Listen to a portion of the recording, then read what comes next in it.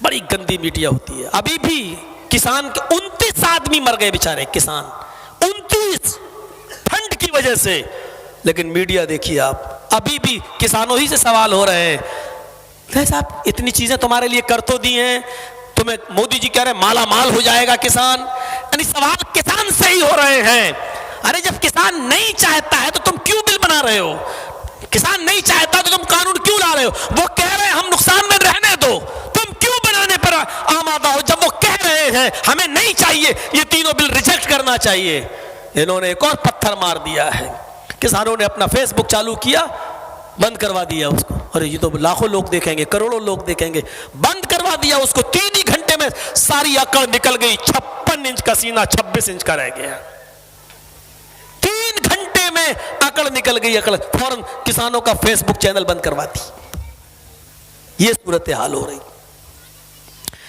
ایک مسلمان مخبر نے مخبری کر دی, پولیس کو بتا دیا. یہ ہوتا ہی ہے, چند روپیہ مل جائے گا. رات کی تاریکی میں ان پولیس والوں نے اسی گھر پہ چھاپا مارا اور سعید ابن جبیر گرفتار کر لیے گئے. پولیس نے حجاج ابن یوسف کو گرفتار کر لیا. گرفتار کرنے کے بعد اب اس کو حجاج نے کہا تھا زندہ اس کو میرے سامنے لانا اور میرے سامنے ان کو قتل کیا جائے گا. یہ پولیس والے اس کو حجاج کے سامنے لے جانا چاہتے ہیں, لیکن سفر لمبا ہے. سعید ابن جبیر بہت دور ملتے ہیں, وہاں سے کم 3-4 دن کا راستہ ہے حجاج کے پاس پہنچنے کا. سعید ابن جبیر کو وہاں لے کے جایا جا رہا ہے. رات کا اندھیرا ہوتا ہے. جب پولیس والے تھوڑا سا آرام کرتے ہیں کہ میں 1-2 گھنٹے آرام کروں گا, دوسرے پولیس والے جاگتے ہیں. میں سعید پر نظر رکھے ہوئے ہوں. کہیں جب تھک جاتے ہیں تو سعید ابن جبیر دیکھتے ہیں کہ پولیس والے آرام کرنے لگے ہیں, تو یہ وضو بناتے ہیں اور نماز پڑھنا شروع کر دیتے ہیں. کیونکہ سعید ابن جبیر کو معلوم ہو چکا اب حجاج ابن یوسف اب ہمیں قتل کر دے گا, اب میں بچوں گا نہیں. یہ نماز پڑھتے ہیں, دن میں روزہ رکھتے ہیں, 5 وقت کی نماز پابندی سے پڑھ رہے ہیں, اور رات میں تہجد کی نماز بھی پابندی کے ساتھ پڑھ رہے ہیں. پولیس والوں کے ساتھ بہت اچھا اخلاق سے پیش آ رہے ہیں. ان پولیس والوں کو رحم آ گیا.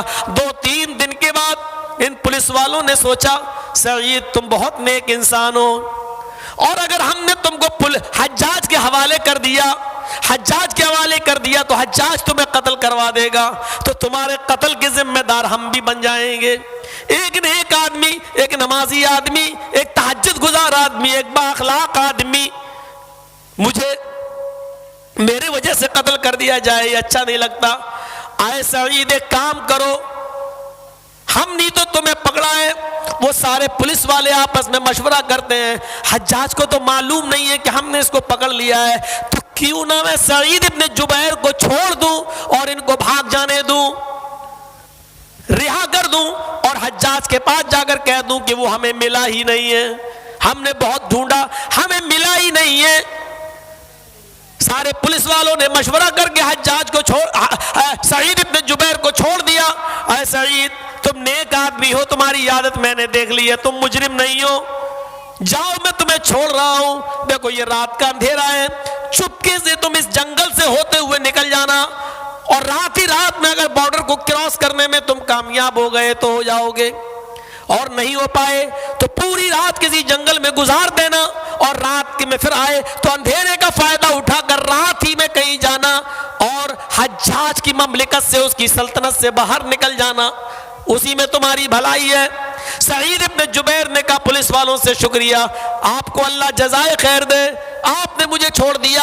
سعید ابن جبیر نے ان کا شکریہ ادا کیا, سارے پولیس والوں سے معانقہ کیا, گلے مل لیے, ہاتھ ملا لیا, اور وہ جانے لگے.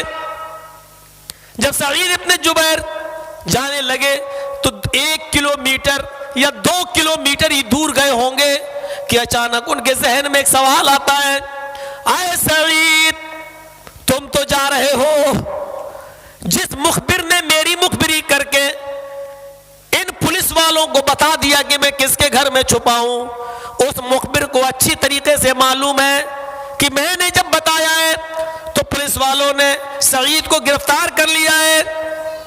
اگر یہ پولیس والے حجاج کے سامنے اگر یہ کہتے ہیں کہ مجھے سعید نہیں ملا، اور اس مخبر نے اگر ان کو بتا دیا کہ نہیں انہوں نے گرفتار کر لیا تھا، یہ تمہارے پاس لا رہے تھے لیکن راستے میں چھوڑ دیا، تو میں تو بچ جاؤں گا، لیکن حجاج ابن یوسف ان دونوں پولیس والوں کو مار دے گا، ان کو قتل کر دے گا، ان کی گردن اڑا دے گا۔ جب سعید مل گئے تھے تو تم نے ان کو چھوڑ کیوں دیا؟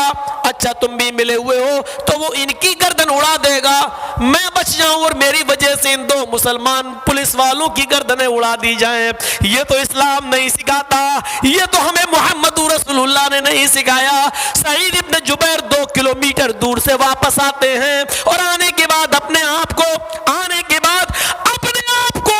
پولیس والوں کے سپرد کرتے ہیں، اے پولیس والوں مجھے پکڑ لو، اے حجاج کے پولیس والوں میرے ہاتھ میں ہتھکڑی ڈالو اور مجھے حجاج کے سامنے لے چلو۔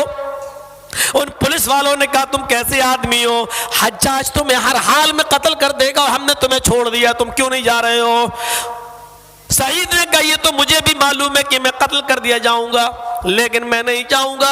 آئے پولیس والوں، اگر حجاج کو یہ پتا چل گیا جس مخبر نے میری مخبری کی ہے، وہ مخبر یہ بھی جانتا ہے کہ تم مجھے پکڑ چکے ہو، وہ مخبر یہ بھی جانتا ہے کہ تم مجھے کہاں لے کے جا رہے ہو، اگر اس نے حجاج کو بتا دیا کہ ان دونوں پولیس والوں نے مجھے چھوڑ دیا ہے پکڑنے کے بعد، تو میں تو بچ جاؤں گا اور تمہیں قتل کر دیا جائے گا۔ مجھے یہ پسند نہیں کہ میں بچ جاؤں اور میری جگہ پر تم قتل کر دیے جاؤ، یہ نہ میرے اسلام کا تقاضا ہے نہ ایمان کا تقاضا ہے۔ پولیس والوں نے کہا آپ جائیے، ہم بہت کچھ جھیل لیں گے اور جھوٹ کی انتہا کر دیں گے کہ ہمیں ملا ہی نہیں، مخبر جھوٹ بول رہا ہے، اس کے پاس کوئی ثبوت تو ہے نہیں، ہم جھوٹ بول دیں گے۔ سعید ابن جبیر نے کسی قیمت پر نہیں مانا کہ نہیں، اس تک یہ خبر پہنچ ہی جائے گی اور میری جگہ پر تم قتل کر دیے جاؤ گے، میری جگہ پر تم مارے جاؤ، یہ مجھے پسند نہیں۔ بہرحال وہ پولیس والے مجبور ہو گئے اور ان لوگوں نے سعید ابن جبیر کو حجاج کے سامنے پیش کر دیا، لیجئے میں نے ان کو پکڑ کر آپ کے سامنے پیش کر دیا۔ حجاج نے ان کو اپنے سامنے کھڑا کروایا، آخری تمنا پوچھی، انہوں نے کہہ دیا مجھے 2 رکعت نماز پڑھنا ہے، نماز پڑھنے کے بعد دعا مانگی اور دعا مانگنے کے بعد وہ اپنے آپ میدان مقتل چلے گئے جہاں ان کو قتل ہونا تھا۔ چرمی خون جس میں چمڑے پر ڈالا جاتا ہے چرم، اس چمڑے کو بچھا دیا گیا۔ حجاج ابن یوسف کے سامنے ان کے ہاتھ پیچھے سے باندھ دیے گئے اور سعید ابن جبیر کی گردن کو نیچے لٹکا دیا گیا ہے، گھٹنوں کے بل لٹا دیا گیا ہے، تھوڑی سی گردن جھکا دی جاتی ہے اور حجاج ابن یوسف کا جلاد آتا ہے اور حجاج ابن یوسف کے سامنے سعید ابن جبیر کی گردن اڑا دی جاتی ہے، ان کو قتل کر دیا جاتا ہے۔ یہ پورا واقعہ بیان کرنے کا میرا مقصد صرف یہ ہے کہ سعید ابن جبیر نے اپنی جان دے دی لیکن اپنے 2 مسلمان پولیس والوں کو اپنی خاطر مرنے نہیں دیا۔ یہ ایک مسلمان کا جذبہ ہوتا ہے، اسلام لانے کے بعد یہی جذبہ ہمارے اندر پیدا ہونا چاہیے، یہی جذبہ ہماری سوسائٹی میں آنا چاہیے، ایک مسلمان کا دوسرے مسلمان کے ساتھ یہی پیار، یہی محبت ہونا چاہیے کہ وہ اپنے لیے دوسرے مسلمان کو تکلیف میں نہ ڈالے۔ اللہ کے نبی صلی اللہ علیہ وسلم نے فرمایا المسلم من سلم المسلمون من لسانه ويده، مسلمان تو وہ ہے کہ جس کی زبان سے اور جس کے ہاتھ سے دوسرے مسلمان کو تکلیف نہ پہنچے۔ مسلمان تو وہ ہے کہ جس کی زبان سے اور ہاتھ سے، جس کی زبان اور ہاتھ سے دوسرے مسلمان کو تکلیف نہ پہنچے۔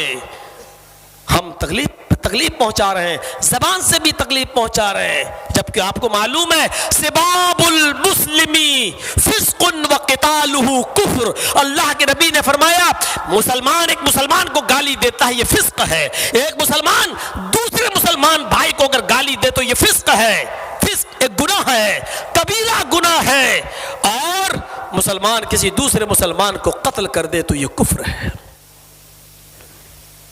ہم گالی دے رہے ہیں اور گالیاں تو ہمارا پیشہ بن چکا ہے، ایک انگریزی کہاوت ہے، ہم دوسرے کو برباد کرنے کے لیے اس حد تک برباد ہو گئے۔ کتا دوڑ رہا تھا، ہڈی کی تلاش میں تھا، گوشت اس کو مل جائے لیکن نہیں ملا، اس کو راستے میں پڑی ہوئی ایک تیز دھار دار چھری ملتی ہے جو کھڑی ہے، اس طرح گری ہے. یعنی بکرے کو جو کاٹا جاتا ہے، ذبح کیا جاتا ہے، وہ حصہ اوپر ہے اور چھری نیچے ہے. کتے نے دیکھا یہ چھری پڑی ہوئی ہے اور اس چھری پر خون لگا ہوا ہے. کسی قصاب نے، کسی کسائی نے ابھی بکرا ذبح کیا ہے اور چھری پھینک دی ہے اور چھری کھڑی گری ہے. ایسی ہوتی چھری، ایسے گری ہے. یعنی بکرے کو کاٹنے والا حصہ جو تیز ہوتا ہے دھار، وہ اوپر ہے اور اس کا نیچے والا حصہ نیچے، اور زمین میں کسی طریقے سے وہ گڑ گئی ہے اور اس چھری پر خون لگا ہوا ہے. کتے نے اس خون کو دیکھا تو وہ چھری کے قریب آتا ہے اور اس نے خون کو چاٹنا چاہا جو چھری پہ لگا ہوا ہے. جیسی کتے نے خون کو چاٹا، اس کی زبان کٹ گئی. تیز دھاردار چھری تھی، اس کی زبان سے خون نکلا کتے کی، وہ بھی چھری پہ گر گیا. کتا سمجھا کہ ابھی اور خون باقی ہے، اس نے پھر چاٹا، پھر زبان دوسری جگہ سے کٹی، پھر خون لگ گیا. کتا خون کے چکر میں تکلیف کا احساس نہیں کر رہا ہے. اس نے کہا ابھی اور خون باقی ہے، اس نے پھر چاٹا، پھر تیسری جگہ سے زبان کٹی، پھر خون اس پہ لگ گیا. کتا خون چاٹتا رہا، زبان کٹتی رہی، یہاں تک کہ کتا خود مر گیا، قتل ہو گیا. چاٹتا رہا اور وہ اپنے آپ کو ہلاک کر لیا. خون دیکھ رہا، چاٹ رہا ہے اور اتنا چاٹا کہ وہ اپنے آپ کو ہلاک کر لیا. یہی آج صورتحال آج ہماری ہو چکی ہے. ہم دوسرے کو برباد کرنا چاہ رہے ہیں، اس کا پیچھا کر رہے ہیں، اور اس کے برباد کرنے کے چکر میں ہم نے اپنے آپ کو برباد کر لیا ہے، اپنے آپ کو ہلاک کر لیا ہے. اس کام میں، اس تھانے میں اس کو پکڑو، اپنا پیسہ بھی دے رہے ہیں، اس کا پیچھا بھی کر رہے ہیں. میرے بھائیوں، تم جس آدمی کا پیچھا کر رہے ہو، اپنا دشمن جس کو سمجھتے ہو، وہ بھاگ رہا، تم اس کا پیچھا کر رہے ہو. اتنا یاد رکھنا، وہ اگر بھاگ رہا ہے، جتنا وہ تھک رہا ہے اس سے زیادہ آپ بھی تھک رہے ہیں، کیونکہ وہ پیچھا آپ کر رہے ہیں. وہ بھاگ رہا ہے لیکن آپ اس سے بھی زیادہ تیز دوڑ کر اس کو پکڑنا چاہتے ہو، اس لیے اس سے زیادہ آپ تھک رہے ہیں. وہ ہانپ رہا ہے، اس سے زیادہ آپ ہانپ رہے ہیں. وہ برباد ہو رہا ہے، اس سے زیادہ آپ برباد ہو رہے ہیں. یہ حقیقت ہے. دوسرے کو برباد کرنے کے چکر میں آپ اپنے آپ کو برباد کر لیتے ہیں، اپنے آپ کو ہلاک کر لیتے ہیں، اور ایسا ہو نہیں سکتا. آپ دوسرے کو برباد کریں اور آپ آباد ہو جائیں، اللہ کی قسم نہیں ہو سکتا. تھوڑی دیر کے لیے فائدہ ملے گا، لیکن یہ دولت تمہارے پاس رکے گی نہیں، حرام کی دولت رکے گی نہیں. کسی نہ کسی طرح یہ وصول ہوگی، چاہے آپ کو کینسر ہو، یا آپ کی بیوی کو ہو، یا آپ کی اولاد کو ہو، یا آپ کے بچوں کو ہو، یا آپ کی کسی بیٹی کو ہو. کوئی ایسی بیماری کہ جس سے آپ نے 2-4 لاکھ روپے کما کر رکھ بھی لیا، آپ کو 10-15-20 لاکھ روپے اس کے عوض دینا پڑے گا. آپ کا خرچ ہونا ہے.